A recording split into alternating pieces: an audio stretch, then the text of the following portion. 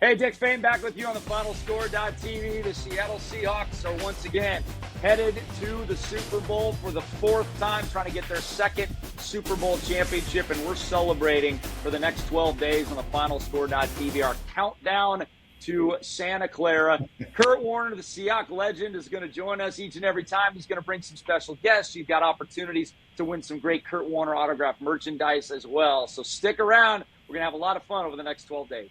And welcome back to the FinalScore.tv. We've been talking a lot of high school hoops on the FinalScore.tv, but because the Seattle Seahawks are headed back to the Super Bowl, it is time to talk some football. Our 12-day countdown to Santa Clara, and we're going to do it with Seahawk legend running back Curt Warner joining us. Curt, how you doing, man?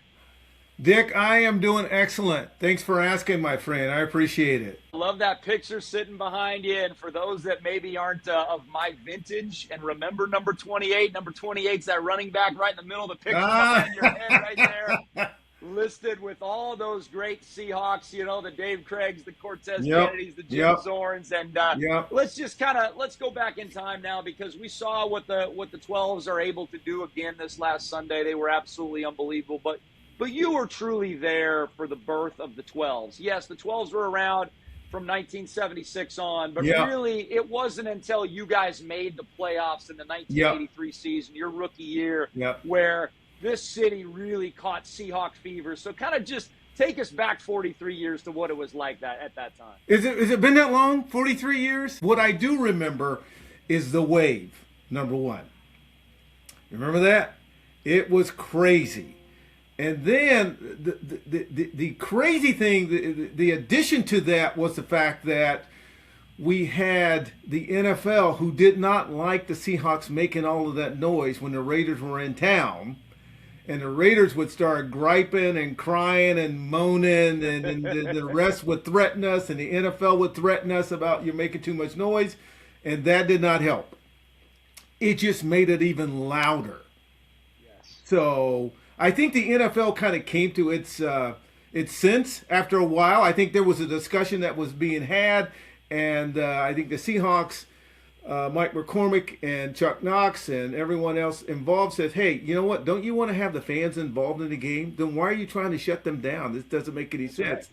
And those are the rumors that I had heard, and it just makes sense. It's like, hey, you want the fans involved in the game, but it took 40-some years to figure that out. Maybe less than that, but years to figure that out. And you came from a college program that was used to noise, right? You came from a mega program, Happy Valley, Penn State. How did that compare? Because I'm sure a lot of your teammates didn't come from a top 10 college football program where they're used to 90,000 people and whiteouts and all that sort of stuff. So I bet you probably acclimated a little bit better than some of your teammates and some of your opponents did. Oh, well, of course. I mean, you're playing in it was about 85,000 then at the time, but that's still a big stadium, a huge stadium, and they've added more seats to it, so they're at 100 plus right now. But yeah, it was pretty crazy. It was pretty loud, and so coming out to Seattle, I'm like 65,000. That's nothing. What are you talking about? It didn't bother me having 65,000 versus having 85,000, if that makes any sense. Absolutely. I mean, the surprise that your team was, I mean, you guys had never had a winning season before, and not only to go 9-7 and make the playoffs, but to win a couple playoff games, to beat Miami on the road. I mean, in a way, I mean, this Seattle team was supposed to be good, but they certainly weren't supposed to go to the Super Bowl at the beginning of the season. So maybe walk us through what that's like when there's no expectations or very limited expectations placed on your football team. Then all of a sudden you start to catch a roll a little bit. You catch the wave, and all of a sudden the expectations now on yourselves are, hey, we can be great. We might not just make the playoffs. We can do damage in the playoffs, because both the 83 team and the 2025 team have kind of come out of a place where not a lot of people expected them to be. Well, here's the thing. I as a rookie, you don't know anything about anything, and I didn't. So based on us winning a national championship at that particular time, my expectations were to, let's win this thing. I don't know any better. I don't know how the NFL works. We're here to win. And we had the right formula. We had Chuck Knox, guys like Steve Largent, Jim Zorn, Dave Craig, Kenny Easley. I mean, the Seahawks had a lot of talent. And Chuck brought in some offensive line play, and I think that made a big difference with having Reggie McKenzie and Edwin Bailey and the other, Ron Essick and all the other guys, that Bob Crowder, which, I can, to this day, Brian Millard, I can name them all, man, because when you're in the trenches with these guys, you get to know them quite well. And then during the 50th anniversary, I got a chance to see the guys. And man, what a wonderful day it was. I get to hug on Brian Millard and Edwin Bailey, and they're just wonderful guys to be affiliated with. And you tell them, hey, you know what? It was a great run. We had a great run, and unfortunately, we did not make that trip to the Super Bowl. But man, we were fairly close. Yes, you were. You were one game away after that loss to the Raiders in the AFC Championship game. So many great moments in the history of the 12s. I mean, the two that jump to mind from this year, obviously the 4th and 4 play this last week where Devin Witherspoon knocked the ball away. I mean, that obviously was a huge play this season. The Rashid Shaheed punt return in the first game at home against the Rams, that obviously was a massive play as well to kind of bring them back and give them the opportunity to get the 1 seed. Was there a play maybe that it could have been your first year, or maybe it was a little bit later in your career that you just keep playing through your head and you just kind of remember what it sounded like in that Kingdome when it was absolutely rocking, that you kind of take with you? Maybe it was. I'm thinking when we played Kansas City and we played the Broncos and we beat the Broncos up pretty good in '86. So that's a few years ahead of that. But in '83, I think it was more like we went down to Miami. No one was expecting us to win. No one. We were the underdog. And we love being the underdog because it takes all the pressure off of you. You don't have to worry about this, that, the other, and the talking heads. But you still had the same enthusiasm.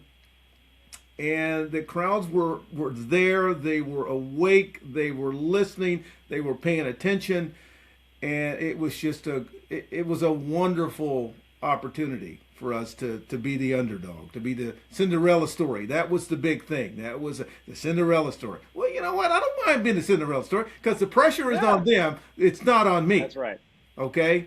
So they're not expecting us to win, so we're going to go in and win. And that was our thinking with regards to that. It's almost like it gives you, it's that bulletin board. You've heard of the bulletin board stuff that you put on the wall when somebody says something to you and everybody on the team can see it. And that kind of gives you a little bit of an incentive to play a little harder. Well, speaking of the Cinderella story, you were the 3rd pick in the draft. Sam Darnold was the 3rd pick in the draft. And Sam Darnold just did not have the type of beginning of his career that he would have hoped for. He had all sorts of criticism dumped on him. He's a bust. He's a hack. He can't handle it. And then all of a sudden, Sam Darnold becomes the winningest quarterback in the NFL the last 2 years at 30-7 and helps lead the Seahawks to the Super Bowl. Just talk about what it was like to watch his performance on Sunday. I know you were there with all your old Seahawk friends. So talk about what it was like just to be in that stadium and in particular, the job that Sam Darnold did in leading this team to a victory. Well, I'll tell you what. I think when you're dealing with a quarterback, quarterbacks are quarterbacks. They are leaders on the field and off the field. But the Seahawks have just an outstanding defense. They offensively, the running game was working extremely well, and they were able to run the football. So now you get into the situation whereas you can now throw with that play action, initial and early in the game. You throw the short passes. You don't go down the field very often. You let the running game kind of take its hit on them, the defense, and now they got to start thinking about other things. So as he becomes more, I think, probably more comfortable with what's going on, now he can take his shots down the field. He can throw the intermediate pass. He can go, he can run an out route. There's certain things that they can run now when they're able to run the football. They can throw the go route down the football field. They can run a post down the football field. So it opens up, and the way they set it up was hey, let's get him comfortable. Let's get him in sync of what's going on. And then they started throwing the football on the field, and he was very accurate, very accurate. He's always been an accurate thrower, and he's got some receivers that can run great routes. So it's just a combination of a number of different things that comes into play. And you need it in the playoffs because you cannot afford to make mistakes. Well, Curt, it's going to be great to talk to you. This is just the first of many. This is our countdown to Santa Clara. Every day during the countdown on the FinalScore.tv, we'll give away a Curt Warner autographed player card. And on the final day, the day of the big game, one lucky person will win a Curt Warner autographed football. So for your chance to win, simply click on the 12's entry form located on the remote control on the FinalScore.tv. This is all brought to you by the FinalScore.tv, your home for complete high school basketball playoff coverage all the way to the state tournament. Visit FinalScore.tv every day to find schedules and locations of all the playoff games throughout the state. All right, Curt, we'll talk to you tomorrow, all right? Great to talk to you. All right, Dick. I'm looking forward to it, man. Talking football with Seahawk legend Curt Warner. Back after this on the FinalScore.tv.